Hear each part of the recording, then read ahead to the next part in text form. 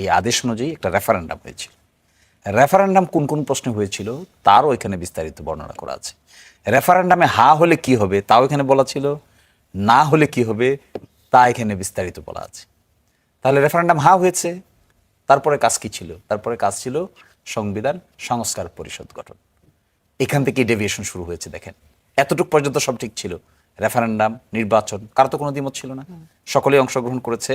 নির্বাচনের পরে যখন রেফারেন্ডামে হা হয়ে গেল প্রায় 70%, বিএনপি পেয়ে গেল 2/3 বেশি আসন, তখন প্রশ্ন আসলো পার্লামেন্ট যে গঠন হবে, একটা তো পার্লামেন্ট গঠন হবে মেজরিটি মাইনরিটির ভিত্তিতে, আরেকটা হলো জুলাই সনদকে বাস্তবায়নের জন্য সংবিধান সংস্কার পরিষদ গঠন হওয়ার কথা ছিল।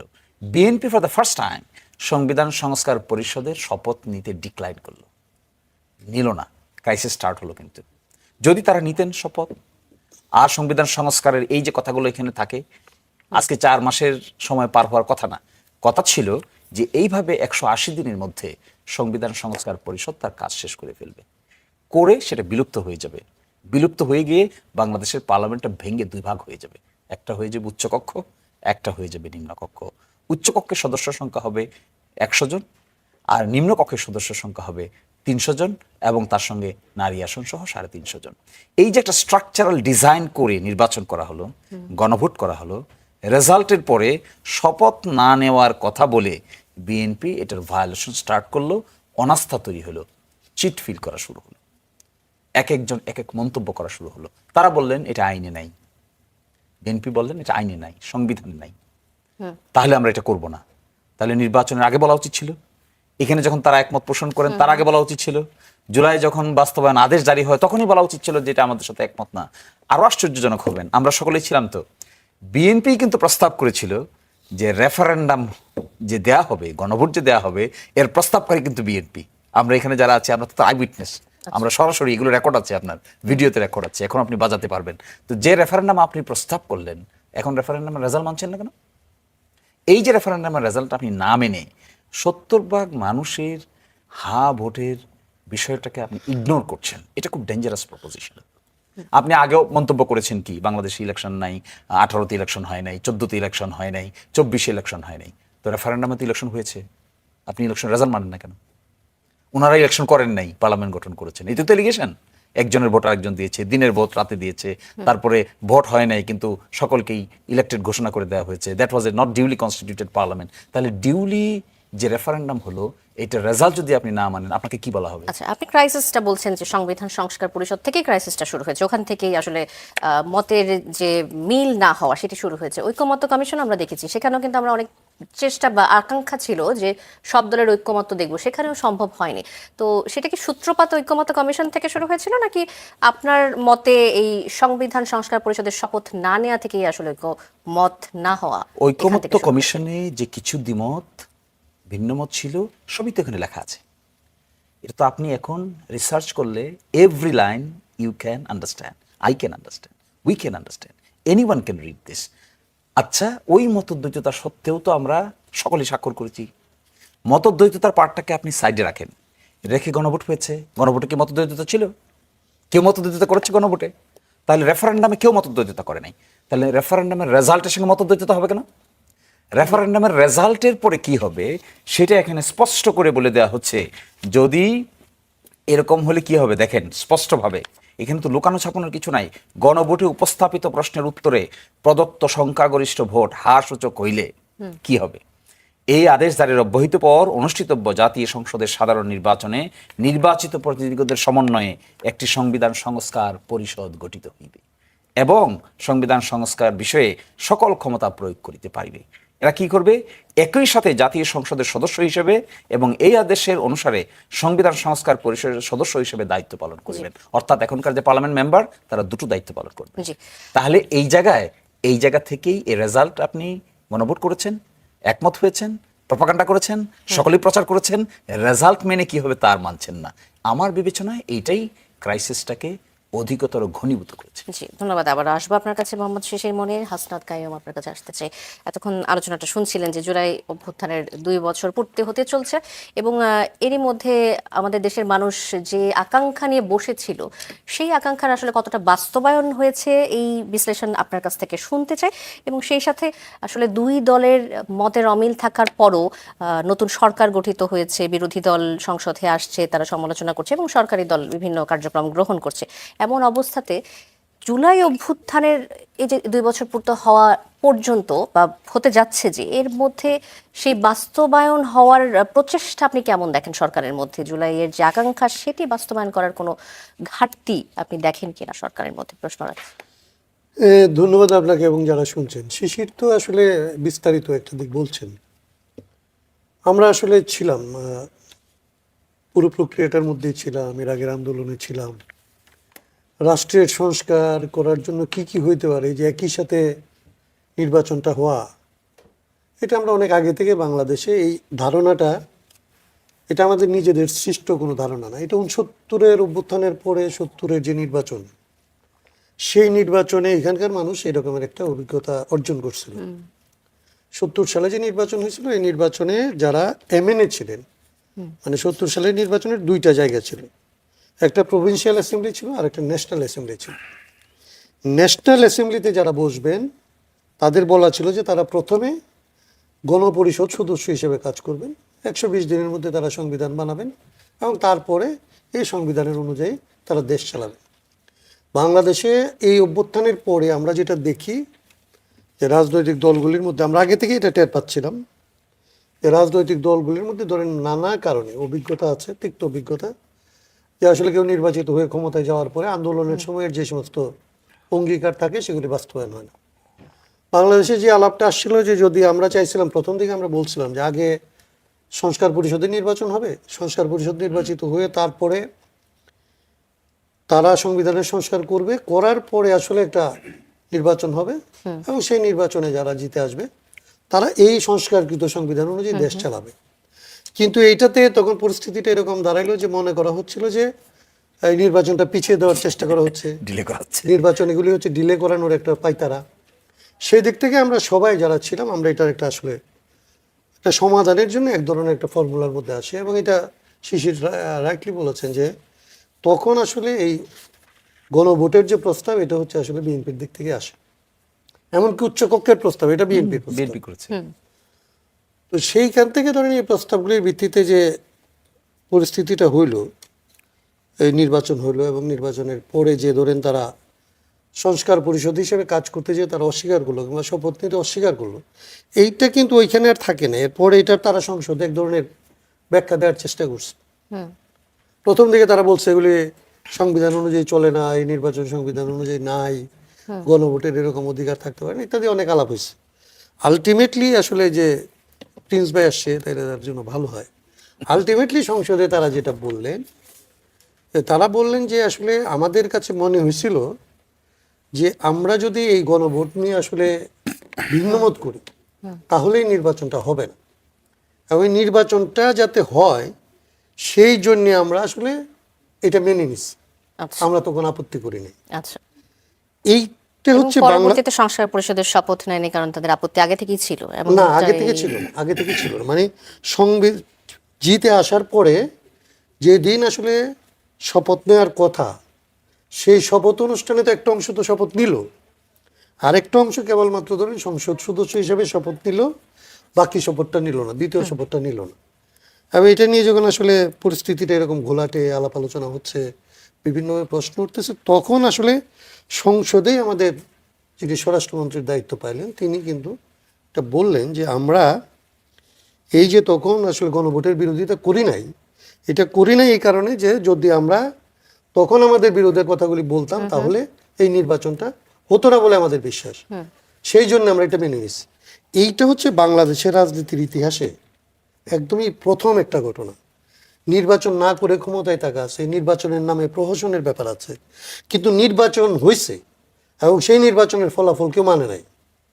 যারা আগে বলছে যে আমরা এটা মানি, আমরা এটা চাই, এবং তাদের দলের চেয়ারম্যান ধরেন গণভোটের পক্ষে কথা বলছে, দলের মহাসচিব গণভোটের পক্ষে কথা বলছে, এবং এই গণভোটের আইন অনেক আগে আসলে পাশ হয়েছে, সেই আইন তারা দেখছেন, সেই আইন তারা পড়ছেন, এবং সেই আইন অনুযায়ী ব্যালট হচ্ছে, নির্বাচন কমিশন সে অনুযায়ী আসলে যে নির্বাচনটাকে সেভাবে সাজাচ্ছেন, এর সবই তো তাদের চোখের সামনে হচ্ছে। তখন তারা বলেনি। কেন বলেনি? তারা ব্যাখ্যা দিয়ে বললেন যে আমরা মনে করছি এইখানে বাধা দিলে আসলে নির্বাচনটা হবে না। আচ্ছা। এটাই হচ্ছে ওনাদের জিস্ট। এইটা অ্যাডমিটেড যে তারা এই অজুহাতে আজকে সংস্কারের যে জায়গাগুলির মধ্যে একটা লিখিত কিংবা আসলে ঐকমত্যের যে লিখিত ডকুমেন্ট হয়েছিল, সেই ডকুমেন্টের ব্যাপারে পরবর্তীতে তারা আসলে তাদের আপত্তিগুলির কথা তুললেন। জি তাতে আমি যেটা বলতে চাই, যে কথাটা বলে আমি শেষ করি, মানে আপনার জি। সুবিধা, তাতে এখন পর্যন্ত এই যে 24 মাস হইতে যাইতেছে, আমরা 5 তারিখে এই অভ্যুত্থানের 2 বছর পূর্তি করব, কিন্তু পুরো বিষয়টা আসলে এর উল্টা পথে হাঁটা শুরু হয়েছে।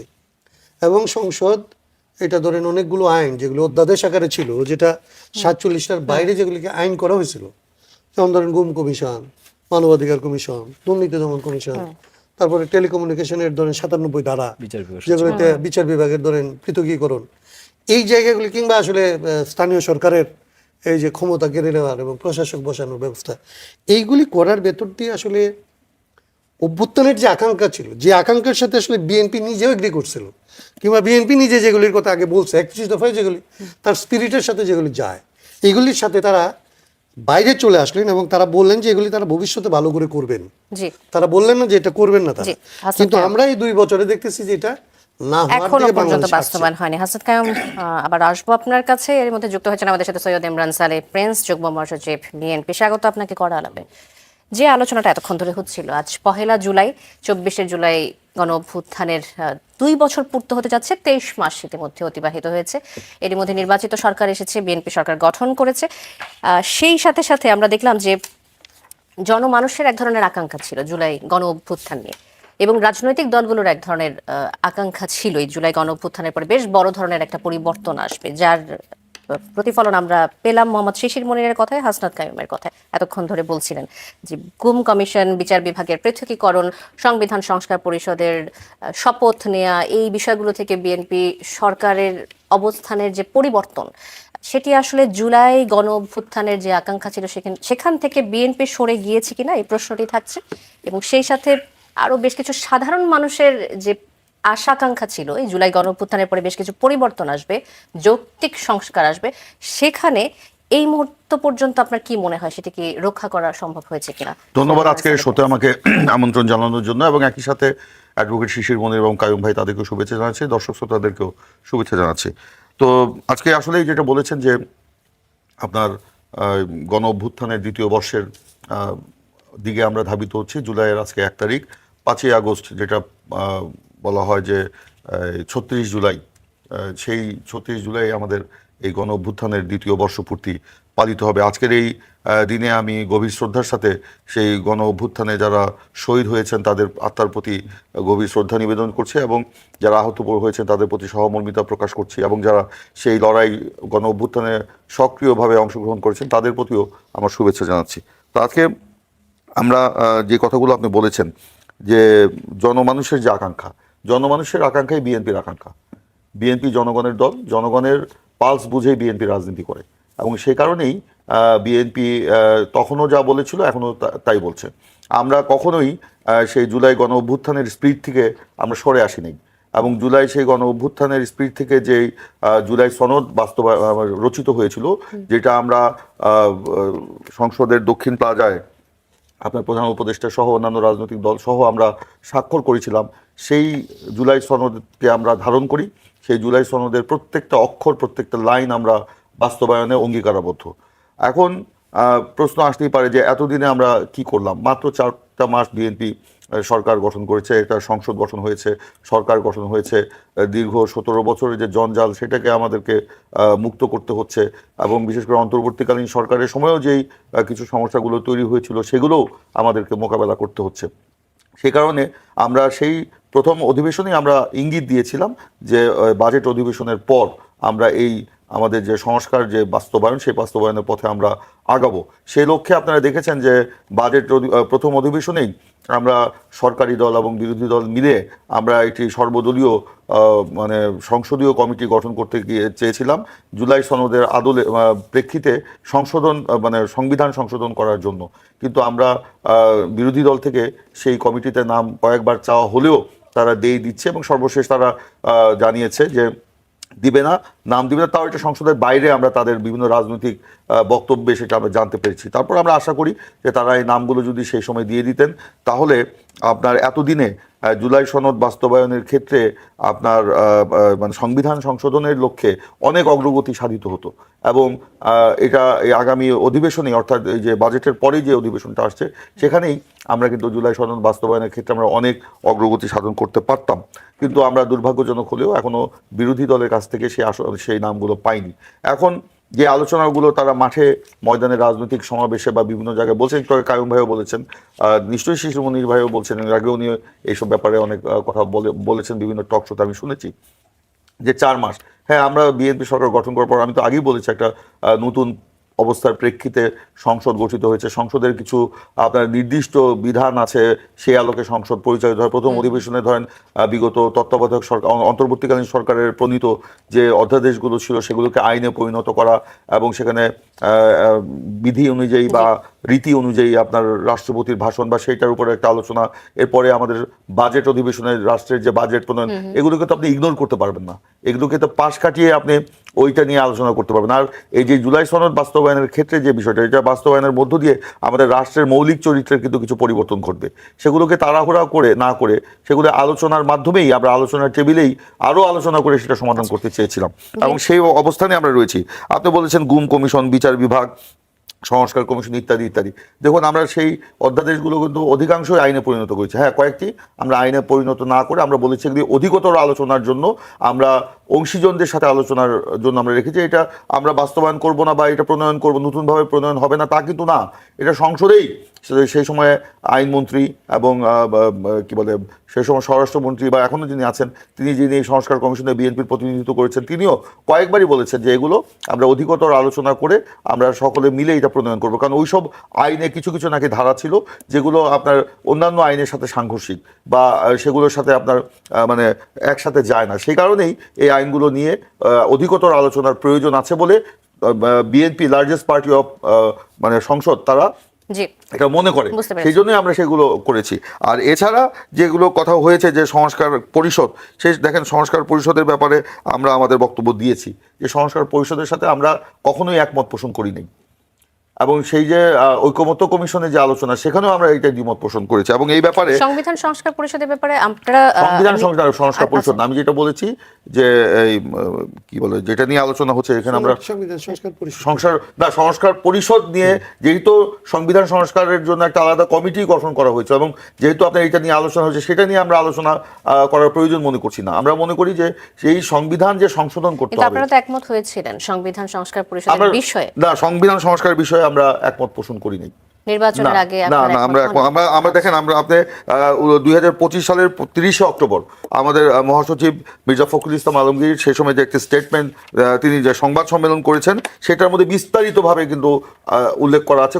কোনটার সাথে আমরা একমত পোষণ করেছি, কোনটার সাথে একমত পোষণ করছি না। কেন করছি না সেটারও একটা বিস্তর ব্যাখ্যা কিন্তু সেই সংবাদ সম্মেলনে প্রদান করা হয়েছিল। তো এইটা বারে বারেই কিন্তু এইগুলো নিয়ে আসা হচ্ছে।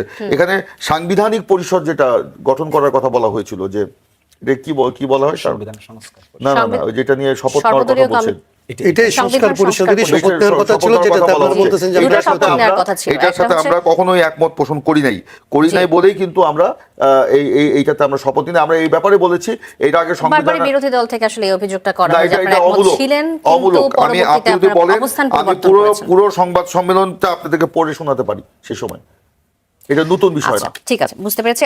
আরেকটা ছোট্ট প্রশ্ন আপনার কাছে থাকছে যে জনমানুষের আকাঙ্ক্ষাই বিএনপির আকাঙ্ক্ষা, আপনি কিছুক্ষণ আগে বলছিলেন গণভোটও তো জনমানুষের আকাঙ্ক্ষা। গণভোটে আমরা তো এটাতে সংসদেই আমরা বলেছি যে গণভোট আমরা এর সংসদের আগেও যে আপনার খেলা আছে যখন মানে ঐকমত্য কমিশনের মিটিংয়ে আমরা প্রথম দিকে কিন্তু গণভোটকে আমরা বলছিলাম এটা প্রয়োজন নাই, অপ্রয়োজনীয়। আমরা বলছি সংসদেই কিন্তু এই বিষয়ে সংবিধান সংশোধন হতে পারে বা ওই বিষয়ে আলোচনা হতে পারে। কিন্তু যখন জামাতি ইসলামী এবং এনসিপি এনসিপি না, জামাত ইসলামী তখন যখন বললো যে তারা গণভোট ছাড়া নির্বাচন করতে দিবে না, তারা এই করবে না সে করবে না, তখন এই আগে যদি একটা ক্যাওয়াস কনফিউশন হয়, যদি একটা বিশৃঙ্খলার সৃষ্টি করা হয় বা একটা, তখন নির্বাচন পেছানোর কিন্তু একটা ষড়যন্ত্র ছিল যে 5 বছর নির্বাচন ছাড়াই দেশ পরিচালিত হবে, এবং সেই আলামতও আমরা কিন্তু কিছু পাচ্ছিলাম। সে কারণে নির্বাচনটাকে আমরা মানে দ্রুত করার ক্ষেত্রে আমরা গণভোটটাকে মেনে নিয়েছিলাম এবং গণভোটের ওই পর্যন্তই কিন্তু আমাদের সাথে ঐকমত্য ছিল। আমরা জেনেছিলাম গণভোটটা হবে জুলাই সনদের উপরে, কিন্তু পরবর্তীতে গণভোটের যে বিষয়গুলো আসলো সেটা আপনার পরবর্তীতে ঐকমত্য কমিশনের যিনি প্রধান তিনি আমরা শুনেছি অন্তর্বর্তীকালীন সরকারের সাথে বসে তারা নাকি এই জিনিসটা করে, পরবর্তীতে অন্তর্বর্তীকালীন সরকার কয়েকজন উপদেষ্টা বলেছেন তাদের সাথে এই আলোচনাগুলো হয়নি। তো যাই হোক, তারা যে বিষয়গুলো অন্তর্ভুক্ত করেছে সেই বিষয়গুলোর সাথে আমরা 3.5 বিষয়ের সাথে আমরা একমত, 3.5 বিষয়ের সাথে একমত, এবং সেটা আমরা বাস্তবায়ন জুলাই সনদের মধ্যে সেগুলো আছে। এই জন্য আমাদের গত মে মাসের 9 তারিখে ঢাকায় আমাদের তৃণমূল নেতাকর্মীদের সাথে প্রধানমন্ত্রী কিন্তু ঢাকায় কৃষিবিদ ইনস্টিটিউটে মিটিংও করেছেন। এই যে তখন জামাত এবং এনসিপি তারা যে আপনার মানে তারা বলছে যে বিএনপি জুলাই সনদ মানে না, বাস্তবায়ন করবে না, গণভোট মানে না, বাস্তবায়ন করবে না ইত্যাদিতে, সেই বিষয়ে আমরা লিফলেটও দিয়েছি সারা বাংলাদেশে আমাদের নেতাকর্মীদেরকে, বুকলেট যে আমাদের লিটারেচার। হ্যাঁ, আমরা বলেছি আমরা এই ব্যাপারে তো বহুবার আপনার সংসদে এই ব্যাপারগুলো নিয়ে আলোচনা হয়েছে, তখনও কিন্তু আলোচনা আমরা বলেছি আমরা 3.5-র সাথে একমত। আমাদের আইনমন্ত্রী নিজে কোর্ট অ্যান্ড আনকোর্ট এই কথাগুলো বলেছেন, এবং সেই মিটিংয়ে তৃণমূল নেতাদের সাথে মিটিংয়ে আইনমন্ত্রী ব্যাখ্যা করে বলেছেন যে আমরা কোনগুলোর সাথে একমত এবং কোনগুলো আমরা বাস্তবায়ন করব। এটা আমাদের ওরিয়েন্টেশন কোর্সের মতো একটা ছিল আমাদের তৃণমূলের নেতা, বিএনপি এবং অঙ্গ সংগঠনের, যাতে আমরা জনগণকে এগুলো কথা বলতে পারি। সেই অনুযায়ী আমরা কিন্তু মাঠে ময়দানে জনগণের সাথে বিভিন্ন আলাপচারিতায় বিভিন্ন সমাবেশে আমরা কথাগুলো কিন্তু বলছি। তো এগুলো বলে যে বিএনপি করবে না, এগুলো কোনোদিন তো আমরা বলিনি যে আমরা গণভোটের রায় বাস্তবায়ন করব না, কোনোদিন তো আমরা বলি নাই জুলাই সনদ আমরা বাস্তবায়ন করব না, ধন্যবাদ। আমি তো কথা বলি নাই। কিন্তু তারা সংসদে আলোচনাগুলো না করে সংসদের বাইরে গিয়ে তারা উত্তেজনাকর বক্তব্য দিচ্ছে জনগণকে বিভ্রান্ত করার জন্য। আরেকটা গণঅভ্যুত্থানের তারা স্বপ্ন দেখায়, আরেকটা আগ্নেয়গিরির স্বপ্ন দেখায়। এগুলো বাংলাদেশের মানুষ গণঅভ্যুত্থানের পরে এখন আর খায় না। বাংলাদেশের মানুষ এখন বেটার লাইফ চায়, বাংলাদেশের মানুষ শান্তি চায়, শৃঙ্খলা চায়, কর্মসংস্থান চায়। বাংলাদেশের মানুষ এখন একটা শিক্ষিত সমাজ চায়, বাংলাদেশের মানুষ সমাজ চায়, বাংলাদেশের মানুষ এখন উৎপাদন বৃদ্ধি চায়, তারা পেট ভরে খেতে চায় এবং উন্নত জীবন যাপন করতে চায়। সেই দিকেই আমাদের নেতা জনাব তারেক রহমান অঙ্ক করছেন, যে অঙ্কের মধ্য দিয়ে আমরা বাংলাদেশে একটি বেটার বাংলাদেশ আমরা উপহার দিতে পারবো জনগণ। জি, ধন্যবাদ। আবারও আসবো আপনার কাছে। মোহাম্মদ শিশির মনির, আপনার কাছে আসতে চাই। সংবিধান সংস্কার পরিষদের বিষয়ে সৈয়দ ইমরান সালেহ প্রিন্স বলছিলেন যে তারা আসলে একমত ছিলেন না, এবং গণভোটের বিষয়ে 3.5টি বিষয়ে একমত ছিলেন। আপনার সাথে কথার কিছুটা আমি অমিল খুঁজে পাচ্ছি। আপনি যে অভিযোগ করছিলেন সেই অভিযোগগুলোর সাথে আসলে কথাটা মিলল না। আমি আপনার মতামত জানতে চাই এই ব্যাপারে। আমি কোনো অভিযোগ করবো না কারোর বিরুদ্ধে, কিন্তু কি ছিল আমরা আই উইটনেস ছিলাম সেটা বলা আমাদের দায়িত্ব, অভিযোগ না। কার কাছে অভিযোগ করবো? বিএনপি কি অথরিটি যে তাদের কাছে আমরা অভিযোগ করব? অভিযোগ করার কিছু নাই। আমার বড় ভাই বলেছেন, প্রিন্স ভাই, যে সর্বদলীয় সংসদীয় কমিটিতে নাম দিচ্ছে না বিরোধী দল, এই জন্য এটা স্ট্যাগনেট হয়ে গেছে। কেন নাম দিব আমরা? নাম দেওয়ার তো কথা ছিল না। এখন নামের প্রস্তাবটা কোথা থেকে আসলো? এইটা এখন যে কথা ওনারা বলছেন, এটা তো মেজরিটির জুড়ে, গায়ের জুড়ে বলছেন। গণভোট হলে কি হবে এটা তো আদেশে লেখা ছিল, সেটা না করে আপনি এখন বলছেন আমাকে নাম দেন। তা আপনাকে নাম কে দিবে? কেন দিবে নাম? নাম তো আপনাকে দেওয়ার কথা না। এবং পরিপূর্ণভাবে এখানে বলা কি, গণভোটে গণভোটের সাথে একমত না, অনেকগুলো বিষয়ের সাথে একমত না, এবং 3.5টি বিষয়। আচ্ছা, গণভোটে জনগণ 70% মানুষ যখন ভোট দিয়ে হা বলে, বিএনপি একমত কি দ্বিমত, এটা কোনো ইস্যু সেখানে? গণভোটে 70% মানুষের মধ্যে শুধু সব বিএনপির লোক? এখানে কি বাংলাদেশের মানুষ না? বাংলাদেশের মানুষ যে সিদ্ধান্ত নিচ্ছে, বিএনপির কি অথরিটি আছে এটা ভায়োলেট করার? Can a political party, Jamaat Islami, Rashtra Sangskar Andolan, BNP, NCP can violate the decision of the people? জনগণের ডিসিশনকে ভায়োলেট করতে পারবে কেউ? রেফারেন্ডামে যে 69% লোক ভোট দিয়েছে, এটা কি শুধু বিএনপির লোক, শুধু জামাতের লোক, শুধু রাষ্ট্র সংস্কারের লোক, শুধু এনসিপির লোক? বাংলাদেশের মানুষ যে সিদ্ধান্ত নিচ্ছে, বিএনপি বলছে তারা জনগণের দল, তারা বলছে জনগণের ইচ্ছা আকাঙ্ক্ষার ভিত্তিতে, জনগণের ইচ্ছা আকাঙ্ক্ষা সম্মান করছেন না তো আপনারা? জনগণের ইচ্ছা আকাঙ্ক্ষার ভিত্তিতে যে রেফারেন্ডাম হয়েছে, সেই রেফারেন্ডামের সিদ্ধান্তকে তো আপনি উড়িয়ে দিচ্ছেন মেজরিটির জোরে। এটা তো করার কথা ছিল না। কি ছিল সেখানে? গণভোটে উপস্থাপিত প্রশ্নের উত্তর যদি সংখ্যাগরিষ্ঠ লোক হা দেয়, তাহলে কি হবে? একটি সংবিধান সংস্কার পরিষদ গঠিত হবে, আর পার্লামেন্ট নির্বাচনে একটি জাতীয় সংসদ গঠিত হবে। কই সংবিধান সংস্কার পরিষদ তো প্রথম দিন ভায়োলেট করে ফেলেছে। প্রথম দিনই গিয়ে বলছেন না আমরা এটা শপথ নিব না, আর এখন বলছেন সংস্কার আমাদেরকে সংবিধান সংশোধন কমিটিতে নাম দেন। তো ভায়োলেট করেছেন আপনারা, অ্যাব্রোগেট করেছেন আপনারা, ডিফাই করেছেন আপনারা, অমান্য করেছেন আপনারা, জনগণের ভোটকে অমান্য করেছেন আপনারা, 70% মানুষের ইচ্ছাকে নস্যাৎ করে দিচ্ছেন আপনারা। এখন বলছেন বিরোধী দল কেন নাম দিচ্ছে না, এটা কেমন কথা হলো? সেকেন্ড প্রশ্ন দেখেন, ভেরি ইম্পর্টেন্ট। ওনারা বলছেন 3.5টার সাথে একমত। তো 3.5টাকে জনগণ 4টা করে দিয়েছে, ওটার সঙ্গে একমত না। আচ্ছা বলেন তো, একটা রাজনৈতিক দল কোন একটা বিষয়ে দ্বিমত থাকতে পারে, কিন্তু যখন মানুষ ভোট দিয়ে বলবে এটা করো কিংবা এটা করো না, আর দ্বিমতের প্রশ্ন থাকে? আমার তো মনে হয় থাকে না। জামাত ইসলামী যে কয়টার সঙ্গে দ্বিমত পোষণ করেছে, দ্বিমত পোষণ করার পরে মানুষ যখন ভোট দিয়ে দিয়েছে 70% মানুষ, জামাত ইসলামের দ্বিমতের কি আসে যায়? তাহলে তো বোঝা গেল জনগণের মতামতের চাইতে দলীয় এজেন্ডাটাই বড় হয়ে গেল। তাহলে জনগণের মতামতের মানে কি? নাকি এটা আইওয়াস? গণভোটের পক্ষে যে ওনারা করেছেন প্রচারণা, আইওয়াস কেন? গণভোটের পক্ষে প্রচারণা না করলে জুলাই থেকে বিচ্যুত মনে হয় নিজেদেরকে, তাই? কি কারণে? মাননীয় প্রধানমন্ত্রী, এখন আমি ব্যক্তিগতভাবে ওনাকে প্রেস করি এই জন্য যে উনি ব্যক্তিগতভাবে অনেক কাজ করছেন যেগুলো ভেরি গুড। উনি কস্ট কাট করে দিচ্ছেন, সিম্পল লাইফ লিড করছেন, জনগণের সঙ্গে মিশে যাচ্ছেন। আমি মনে করি এগুলো জুলাই চেতনার মধ্যে সিম্পলিসিটি করার একটা, জীবনের মধ্যে পরিবর্তন আনার একটা মাধ্যম। কিন্তু এইভাবে তো রাষ্ট্র চলবে না। রাষ্ট্র তো একটা রাজনৈতিক প্রকল্প। রাষ্ট্র তো কোনো কাউকে কিছু সুবিধা অসুবিধা দেওয়ার নাম রাষ্ট্র না।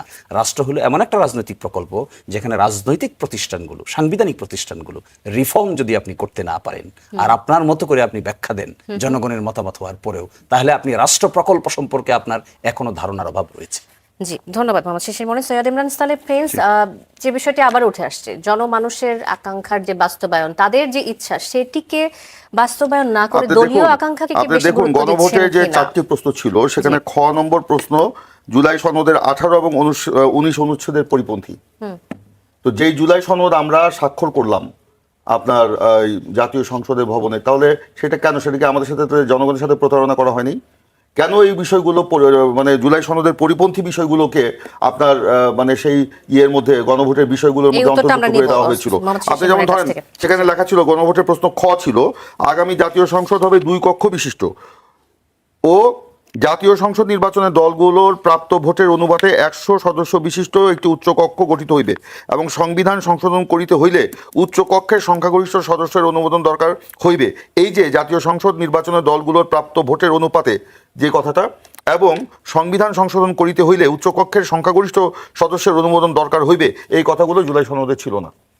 এবং সেখানে আমাদের নোট অফ ডিসেন্টগুলো ছিল। সেই জুলাই সনদটা কি বলা হচ্ছে? জাতীয় দলিল, যেখানে একেবারে লক্ষ লক্ষ মানুষের উপস্থিতিতে সংসদের দক্ষিণ প্লাজায় আপনার প্রধান উপদেষ্টার সামনে উনি বসে, প্রত্যেকটা রাজনৈতিক দল, বিএনপি, জামাতে ইসলাম এবং আমরা বসে স্বাক্ষর করেছি উইথ আমাদের নোট অফ ডিসেন্ট সহ। তো সেটাকে আপনি অবজ্ঞা করে যখন আপনার গণভোটের বিষয় নিয়ে আসলেন, সেটা কি আমাদের সাথে প্রতারণা নয়? সেই কথাগুলোই তো আমরা বলছি আজকে, এইগুলোই বলছি যে আজকে আমরা এগুলো বাস্তবায়ন করবো। আমরা তো বলি নাই গণভোটের আমরা বাস্তবায়ন করবো না, আমরা বলি নাই জুলাই সনদ বাস্তবায়ন করবো না। এই জন্যই তো আমরা আলোচনা, উনি বলেছেন কি বলে সর্বদলীয় কমিটিতে কেন নাম দিব? তাহলে একটা মানে নির্বাচিত সংসদে যখন সংবিধান সংশোধন করতে হয় তখন তো এটা প্র্যাকটিস এবং এটা নিয়মও আছে যে একটা মানে সংসদীয় কমিটিতে সেগুলো নিয়ে আলোচনা হবে। আপনি যেটাই দেন না কেন, আচ্ছা, সংবিধানের মানে যখন এরশাদের বিরুদ্ধে আন্দোলনের পরে আমরা যে ইয়াতে গেলাম, কি বলে এরশাদের পতনের পরে যখন আমরা সংবিধান সংশোধন করতে গেলাম, তখন একাদশ সংশোধনী যেটা হলো, সেই বিষয়ে সকলের মধ্যে ঐকমত্য থাকার পরেও তো আমরা সেটা সংসদীয় কমিটিতে বসে আমরা সেখানে রিপোর্ট প্রণয়ন করে পরে সংসদের টেবিলে এটা এসছে। তো সেটা তো সংসদীয় প্র্যাকটিস। এখন বলে কে অধিকার দিল, কেন বিএনপিকে দিব? এগুলো বলে আসলে এই যে অবজ্ঞা সুরে যেসব কথাবার্তা বলেন, এটা জনগণ কিন্তু আপনাদেরকে ভালো চোখে দেখে না। আপনারা যা বলবেন তাই হবে। বিএনপিকে তো জনগণ ম্যান্ডেট দিয়েছে যে বিএনপি তো সংবিধান বা কি বলে সংসদীয় যে বিধিবিধান আছে সেটা মেনেই তো বিএনপিকে চলতে হবে। আবার আসবো আপনার কাছে সৈয়দ ইমরান সালেহ প্রিন্স। হাসনাত কাইয়ুম, এই প্রসঙ্গে আপনার কাছে আসতে চাই যে জুলাই সনদের সাথে গণভোটের বিষয়গুলোর যে অমিল, আপনি অমিল খুঁজে পেয়েছেন কিনা এবং সেটি আসলে কতটা যৌক্তিক কথা বলছে বিএনপির পক্ষ থেকে বলে আপনার মনে হয়? আমি দেখি যে ধরেন আমরা যখন আসলে এই জাতীয় সনদ করি তখন একটা লাইন যদি আমি একটু বলি তাহলে আপনার সুবিধা হবে। যেমন আরেকটি কথা ছিল, গণভোটের প্রশ্ন গ ছিল, সংসদে নারী প্রতিনিধি বৃদ্ধি, বিরোধী দল হইতে ডেপুটি স্পিকার প্রণয়ন করা, এই ব্যাপার তো জামাত আপনার নিজেই তো এটা জুলাই সনদ আপনার ভঙ্গ করেছে। তারা যে আপনার জুলাই সংসদে এবার যে ইয়ে দিয়েছে, মানে এমপি মনোনয়ন দিয়েছে, একজনও কি সেখানে নারী ছিল? সেখানে তো তারা কি জুলাই সনদ তাদের সেখানে ভায়োলেট করে নাই? বিএনপি তো নারী যতটুকু পেরেছে নারী সদস্যদের সেখানে দিয়েছে। তারা বলেছে ডেপুটি স্পিকার জুলাই সনদ ছিল, বিএনপি থেকে তাদেরকে বলা হলেও ডেপুটি স্পিকার তারা নেয় নেই। তো এটা কি তারা জুলাই সনদ ভায়োলেট করেনি সেখানে? জি, হাসনাত কাইয়ুম আচ্ছা, বলছিলেন। আসলে গোটা জিনিসটার মধ্যে আপনার যদি ধরেন খুব অনেস্টলি আমরা বলি, তাহলে দুইটা জিনিস আছে। একটা হচ্ছে যে জুলাই সনদ যখন হচ্ছে, জুলাই সনদ পর্যন্ত রাজনৈতিক দল যারা আমরা এখানে অংশ নিচ্ছিলাম, এটা মনে করার কোনো কারণ নাই যে আমরা যারা অংশ নিচ্ছিলাম এবং আমরা যেটা ঠিক করছিলাম এটাই হচ্ছে ফাইনাল, কিংবা আমাদের এই অথরিটি আছে যে আমরা একমত হইলাম তার মানে এটা জনগণের জন্য অবশ্য করণীয় হয়ে গেল, এরকম না। আমাদের জন্য করণীয়, আমরা যারা এটাতে স্বাক্ষর করলাম, আমরা মানুষের সামনে কমিট করলাম যে আমরা এগুলি মেনে চলব, ঠিক আছে? জুলাই সনদ হওয়ার পরে আসলে গণভোটের প্রশ্নটা আসলো, তার উপর এই ঐকমত্য কমিশনের কতগুলো ত্রুটি বিচ্যুতি ছিল। ত্রুটি বিচ্যুতির মধ্যে একটা হচ্ছে, দুইটা জিনিস ছিল। একটা হচ্ছে যে আমরা কি কি করতে চাই, মানে কি কি পরিবর্তন করতে চাই, আর একটা হচ্ছে কোন পদ্ধতিতে এই পরিবর্তনটা হবে। আমরা আসলে কি কি পরিবর্তন করতে চাই এটা নিয়ে যত আলোচনা করছি, কোন পদ্ধতিতে আলোচনাটা মানে পরিবর্তনটা হবে এইটা নিয়ে তত আলোচনা হয় নাই, ভিন্ন মত রয়েছে। আলটিমেটলি যেটা হইলো, যেটা আসলে আলাপ হয় না, আমাদের দিক থেকে তো আমরা এই প্রস্তাব করলাম, সবার দিক থেকে আমরা, এমনকি যখন এটা ফয়সালা হয় না, আমরা তখনও চাইছিলাম যে আরও সময় বাড়ানো হোক, পদ্ধতি নিয়ে দরকার হয় আমরা আরও 7 দিন আলোচনা করি। বিএনপি এবং তার সাথে এখন যারা বিএনপির ঘনিষ্ঠ এরকম কিছু রাজনৈতিক দল তখন আলোচনা বললো যে এইটার আলোচনা করার দরকার নাই, এটা ঐকমত্য কমিশন ঠিক করুক, এটা আমরা মেনে নেব। এরকম একটা বিষয়ের ভিতর দিয়ে আসলে ঐকমত্য কমিশনের সমাপ্তি হলো। ঐকমত্য কমিশন যখন আসলে এই গণভোটের জন্য এই কন্ডিশনগুলি দিল, এই কন্ডিশনগুলি নিয়ে কিন্তু আমার জানা নাই যে বিএনপি এই কন্ডিশনগুলি নিয়ে কোনো রকমের বিরোধ কিংবা আসলে মতভিন্নতার কথা বলছে। যখন এই পদ্ধতিগত প্রশ্নটা আসলো যে এইটার পরে এই জিনিসগুলি ঘটবে, বিএনপির দিক থেকে আমি মনে করি যে বিএনপি একটা বড় রাজনৈতিক দল হিসাবে যদি তারা এটার সাথে একমত না হয়, তাহলে তাদের উচিত ছিল, এদের আপত্তিতে এর আগে অনেক জিনিস থামছে, কিন্তু জুলাই জাতীয় সনদের মধ্যে আমি বলি যে ওনাদের নোট অফ ডিসেন্ট যায় না, এরকম কথা বলা হয়েছে। ওনাদের আপত্তির পরে নোট অফ ডিসেন্ট উল্লেখ করে তা ডকুমেন্ট হয়েছে। আমরা যেটা স্বাক্ষর করছি আর ডকুমেন্ট হিসেবে যেটা বের হয়েছে, এটার মধ্যে পার্থক্য আছে। কিন্তু এই স্বাক্ষরের পরে যে গণভোটের বিষয় নির্ধারণ যেটা হবে সেটার সাথে বিএনপির সাথে কোনো আলোচনা হয়নি। আমি শেষ করি আমার, এটা ঐকমত্য কমিশনের যিনি প্রধান ডক্টর আলী রিয়াজ, তিনি এককভাবে প্রধান উপদেষ্টা এবং কয়েকজন উপদেষ্টার সাথে আলোচনা করে, এবং সংসদের বাইরে আমরা আমাদের বাইরে আমরা শুনেছি জামাতি ইসলাম এবং এনসিপির সাথে আলোচনা করে এই কাজটি করেছে। নির্বাচন বিলম্বিত না হওয়ার কারণে আপনারা আমরা তখন তখন নির্বাচনকে বিলম্বিত করার একটা গভীর একটা ষড়যন্ত্র ছিল। আমি এই পর্যন্ত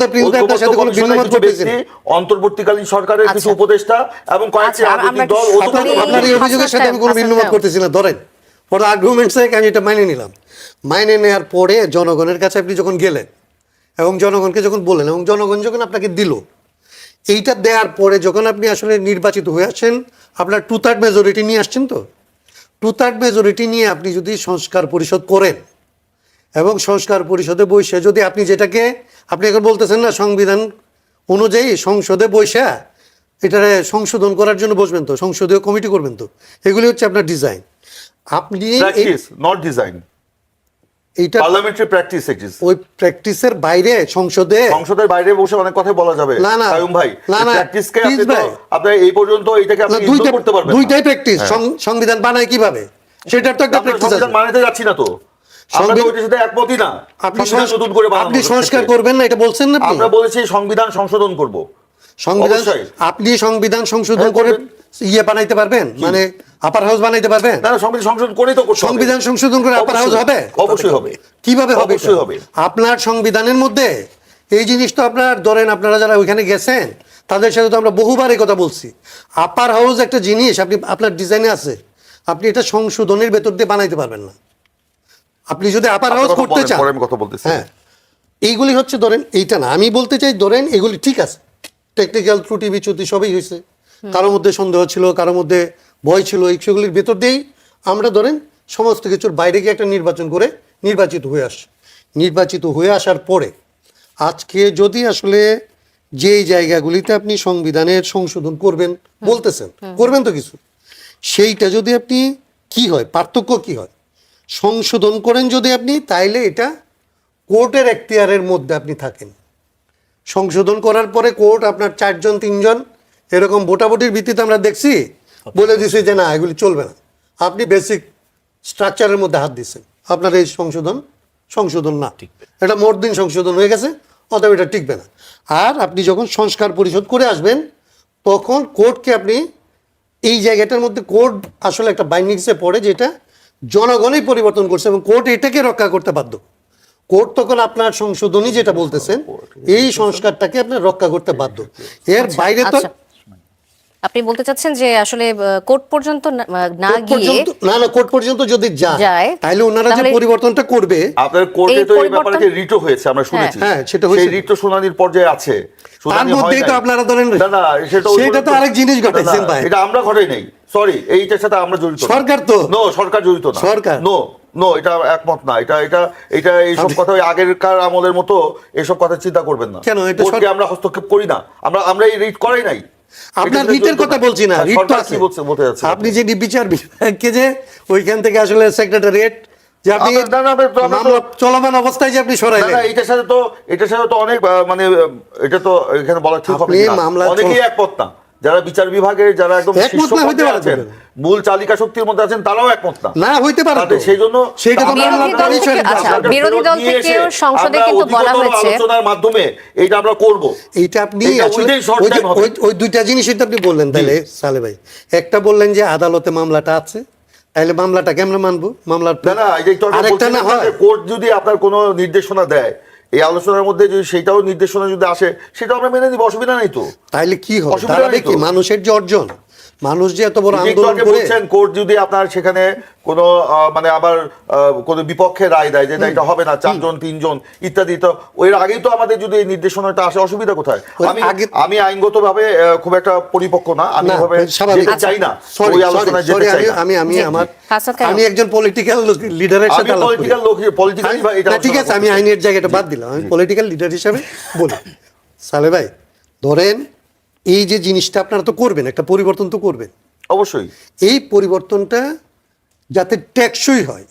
অতীতের যে অভিজ্ঞতা আছে, এই অভিজ্ঞতা হচ্ছে একটা আন্দোলনের পরে আমরা একটা তত্ত্বাবধায়ক সরকার করছিলাম, অনেকে মিলে আপনারা রাজি হয়েছিলেন, আমরা অনেকে আন্দোলন করে, দেশের মানুষ আন্দোলন করে একটা তত্ত্বাবধায়ক সরকার হয়েছিল। আদালত এটাকে একটা পদ্ধতিগত ত্রুটির কথা বলে নাই করে দিল। আমরা এবার রাজনৈতিক প্রভাবে সেটা হয়েছে, এটা আপনারা এখন এটা ওপেন সিক্রেট, আপনারা সবাই জানেন, আমরাও জানি মেবি সেটা। কিন্তু এটাতে প্রভাব খাটানোর জন্য আইনের তো কতগুলো জায়গা লাগে, ব্যবহার লাগে।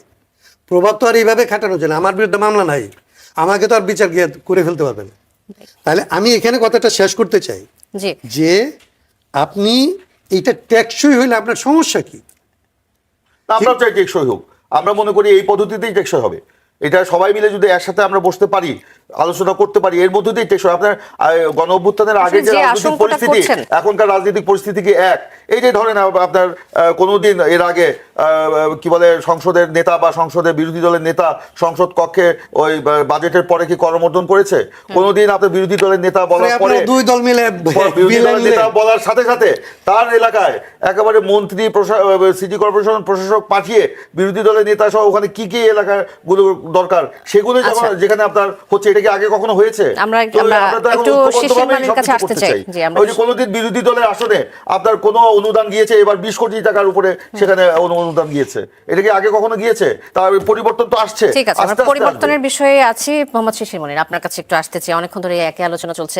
ঢাকা 15 আসনে সরকারি দলের প্রতিমন্ত্রীকে সাথে নিয়ে আপনাদের আমির পরিদর্শনে গিয়েছিলেন।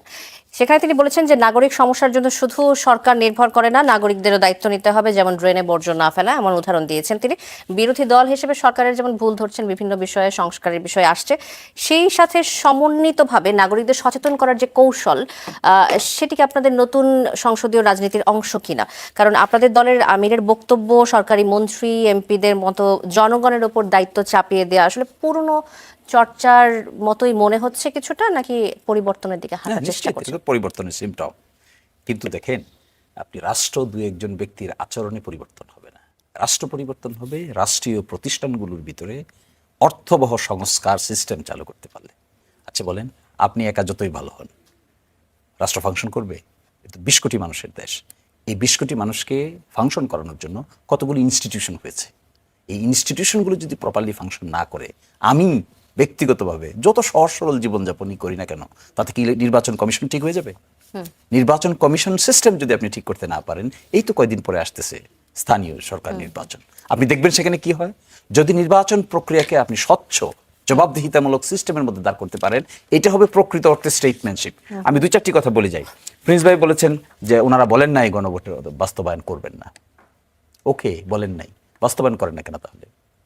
হবে সময় যেভাবে চেয়েছেন, বাস্তবায়ন, সময় চেয়েছেন। কিসের সময় চাইবেন? আইনকে হবে। ভায়োলেট করছেন। তাই যে কি আইনটা আপনারা- কার্যকর আছে, আপনারা- একটা আপনারা কোনো কাজ নেই? আমি আপনার সময় বলি না আর কিন্তু কোনো ভাই কাজ কিছু। নেই? এই এগুলো এই তো যে বাজেটটার অধিবেশন এই আপনি যে ডিসেম্বর একটা, পর্যন্ত পিছাই দেন। তাহলে আর কি করবে উনি বলুক। আচ্ছা না, আচ্ছা, বলেন, sorry, বলেন। শিশির মনে এই যে কিভাবে বাস্তবায়ন হবে, এই বাস্তবায়ন প্রক্রিয়ার কথাটা যেখানে বলা ছিল, এটাকে তো ভায়োলেট করে ফেলেছেন।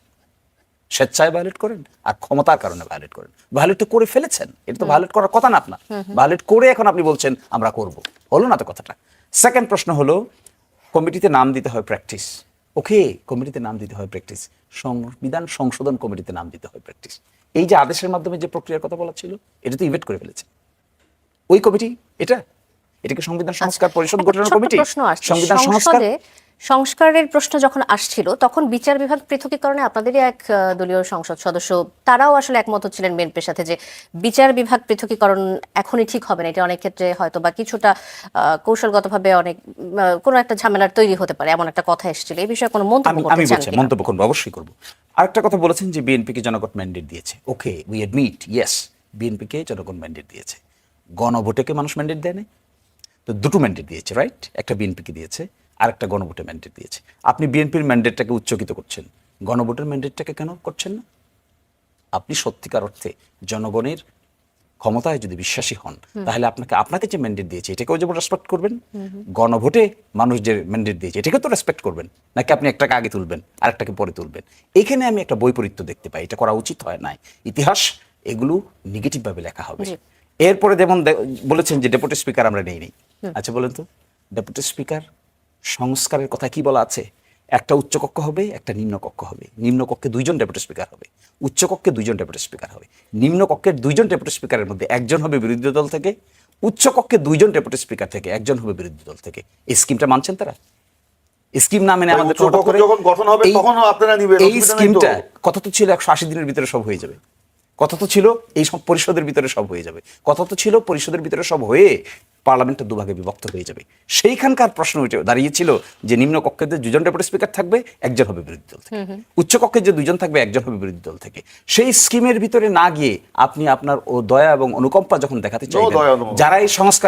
যারা এই সংস্কারের জন্য দীর্ঘদিন ধরে পরিশ্রম করেছে, কাজ করেছে, ঐকমত্য করেছে, বিএনপি রেফারেন্ডামের প্রস্তাব দিয়েছে। বিএনপি তো দিয়েছে রেফারেন্ডামের প্রস্তাব, আমরা তো দিইনি রেফারেন্ডাম। অবশ্যই বিএনপি referendum বলছে এবং তারা BNP বাস্তবায়ন করবে, আপনি কত BNP সময় দিতে চান? BNP referendum বাজেট সময় এবং দেব কেন? সবকিছু প্রস্তাব আজ আপনারা এইটাই ভুল দিয়েছেন। হচ্ছে। আমি সময় দেওয়ার কে? আমি শিশির মনির সময় দেওয়ার কেউ? ব্যক্তিগতভাবে হাফাত কাইম ভাই না, সময় দেওয়ার কেউ? দলীয়গতভাবে আপনাদের সেটা অবস্থান No, থাকবে, জামাত সেটা সময় দেওয়ার বলছি। কেউ, রাষ্ট্র সংস্কার আন্দোলন সময় দেওয়ার কেউ, এনসিপি সময় দেওয়ার কেউ? সময়টা দিয়েছে তো আইন। আইনে তো বলা আছে সময় কতদিন। এই সময় কি জামাত চেঞ্জ করতে পারবে? রাষ্ট্র সংস্কার আন্দোলন চেঞ্জ করতে পারবে? এনসিপি চেঞ্জ করতে পারবে? বিএনপি চেঞ্জ করতে পারবে? দেখেন, আইনটা থাকা সত্ত্বেও আইনটা আপনি মানছেন না কেন এটা? আর আপনি যে প্রশ্নটা আমাকে করেছেন বিচার বিভাগের সচিবালয় নিয়ে, বিচার বিভাগের সচিবালয়তে এস্টাবলিশ হয়ে গেছিল, সিনিয়র সেক্রেটারি নামে একজনকে অ্যাপয়েন্টমেন্ট দেওয়া হয়েছিল এবং ফাংশন করছিল। সেই ফাংশন বিল্ডিংটার সামনে গেলে আমার এখনো হার্ট ব্লিডিং হয়। বিল্ডিংটা কিন্তু এখনো আছে, সাইনবোর্ডটা এখনো লেখা আছে। তখনকার দিনের মাননীয় প্রধান বিচারপতি ডক্টর সৈয়দ রেফাত আহমেদ ঘটা করে সকলকে নিয়ে এটা উদ্বোধন করেছিলেন একটা সাজ রবে। এই বিষয়টাকে এসে ওনারা ডিস্ট্রয় করে দিয়েছেন, কাজটা তো ঠিক করেননি। যদি ওনাদের কোনো অ্যামেন্ডমেন্টের প্রয়োজন থাকতো, ওনারা যদি মনে করতেন যে এই সেকশনটার সঙ্গে আমরা একমত না, ওই সেকশনটা অ্যামেন্ড করতেন, জি। ওই ধারাটা অ্যামেন্ড করতেন। কিন্তু পুরো সিস্টেমটাকে অ্যাবলিশ করে দিয়ে এখন যদি বলেন যে আমরা করব, যা আছে তা আপনি রিপিল করে দিয়েছেন আর আপনি করবেন, আর এটা আমাকে বিশ্বাস করতে হবে, তাহলে তো বিশ্বাস করবো, অসুবিধা কি? ক্ষমতা থাকলে তো বিশ্বাস করতেই হবে। জি, ধন্যবাদ একটা মোহাম্মদ জিনিস শিশির বলি মনির, একেবারে আমি- শেষ পর্যায়ে রয়েছে। জি, হাসনাত কাইম না, বলুন। আমি এই যে প্রিন্স ভাইয়ের একটা জিনিস মনে করাই দিই, আমাদের এরকম ঘটনা ঘটে, আমরা শেখ হাসিনা এবং খালেদা জি একসাথে বসে দুই দল মিলে প্রেসিডেন্ট ফর্ম থেকে পার্লামেন্টারি ফর্মে আসে, তখন আন্দোলনের সময় দুই নেত্রীর এরকম হাসি হাসি ছবি আমরা দেখি, মানুষ আশা করতে চায়। কিন্তু এটাই হচ্ছে অভিজ্ঞতা, যে যতক্ষণ পর্যন্ত আপনি প্রতিষ্ঠানের পরিবর্তন না করেন, এরকম একজনের সাথে একজনের বসা, একজনের সাথে একজনের মিল, কিংবা একটা বিল নিয়ে আসলে একমত হওয়া, এটা দিয়ে রাষ্ট্র পরিবর্তিত হয় না। দীর্ঘদিন ধরে রাষ্ট্রের পরিবর্তনের জন্য মানুষের মধ্যে যে অভিজ্ঞতা থেকে যে আকাঙ্ক্ষা তৈরি হয়েছিল, সেটার সাথে আসলে আমরা যারাই এরকম করব, আমি এখন ধরেন গলাবাজি করে বলতে পারবো যে এটা কিছু না, কিন্তু বিষয়টা এত সহজ না। ইতিহাসে এই জায়গাগুলি খুব বড় আকারে একটা সময় ফেরত আসে, এবং আমরা তখন ক্ষতিগ্রস্ত হই, জাতি ক্ষতিগ্রস্ত হয়, দেশ ক্ষতিগ্রস্ত হয়। আমরা যাতে সেইটার দিকে না যাই, আমি মনে করি যে সেই দিকে এখনো সুযোগ আছে। আমি এখনো মনে করি আমরা 180 দিনের ভিতরে আছি। এই 180 দিনের ভেতরে ওনাদের হিসাব করে দেখা দরকার যে ওনাদের তো কোনো লোকসান নাই, না, লোকসান। তাহলে এটাকে অমান্য করলে একটা এক্সাম্পল তৈরি হয়। এরপরে আপনি নির্বাচিত হয়ে এসে যার জন্য যা ম্যান্ডেট দেবেন, আপনি কোনোটাই বলবেন যে এগুলো আমি এই কারণে আমি মনে করছি এটা না দিলে আপনি আমারে ভোট দিবেন না, এই জন্য আমি এগুলো বলছিলাম, কিন্তু আপনার তো আমি এগুলো মানতে বাধ্য না। আমরাও সেই প্রত্যাশা রাখি জনগণের এরকম মানুষের জায়গা যে পলিটিক্যাল প্রত্যাশা ছিল পার্টির সাথে সেটার পিপলের বাস্তবায়ন হোক। ট্রাস্টটা যেন নষ্ট না হয়। জি, ধন্যবাদ হাসনাত কাইম, ধন্যবাদ মোহাম্মদ শিশির মনির, এবং অসংখ্য ধন্যবাদ সৈয়দ ইমরান সালেম শেষ। প্রিন্স।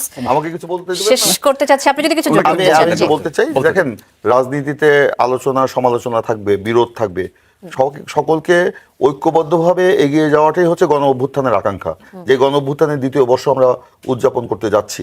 সেই কারণে আজকের এই টেবিলে যতই দ্বিমত আমরা পোষণ করি না কেন, যতই আমরা মানে ভিন্নমত পোষণ করি না কেন, কিন্তু এই ভিন্নমত দ্বিমতকে গ্রহণ করা বা এটাকে বলার সুযোগ করে দেওয়া, বা এটাকে আমি সম্ভব হলে ধারণ করে, এর মধ্যে কিন্তু রাজনৈতিক একটা সৌন্দর্য এখানে আছে। সে কারণেই যাই হোক না কেন, আমরা সব বিষয় জুলাই সনদের বাস্তবায়নের ক্ষেত্রে বিএনপির যেমন আগেও যে অবস্থান ছিল, এখন অবস্থান একই, আমরা এটা বাস্তবায়নে অঙ্গীকারাবদ্ধ, এবং এই বাস্তবায়নের লক্ষ্যে আমরা সংসদে এবং সংসদের বাইরে সরকারি দল, বিরোধী দল এবং অন্যান্য যারা মানে অংশীজন রয়েছে, তাদের সকলের ঐক্যবদ্ধ প্রয়াস আমরা কামনা করি। এবং রাজনীতির যে একটা নতুন অধ্যায় আমরা রচনা করব, যেটা আমাদের গণ অভ্যুত্থানের পরেই আমরা অঙ্গীকার করেছিলাম, সেই নতুন অধ্যায় রচনা, অর্থাৎ রাজনৈতিক মানে আমরা কি বলা যায় এটাকে, রাজনীতি নতুন করে যে বিনির্মাণ, জনগণের কল্যাণের রাজনীতি, দেশের কল্যাণের রাজনীতি, নিজের কল্যাণে না, বা নিজের অবস্থানকে পাকাপোক্ত করার জন্য না। সেই কারণে আমরা এই যে উত্তেজনাকর বক্তব্য কিংবা রাজপথে আন্দোলন কিংবা আরেকটা গণ অভ্যুত্থান বা আরেকটা আগ্নেয়গিরি সৃষ্টি, এগুলো কথা না বলে আসুন আমরা একসাথে বসে সংসদে আলোচনা করি।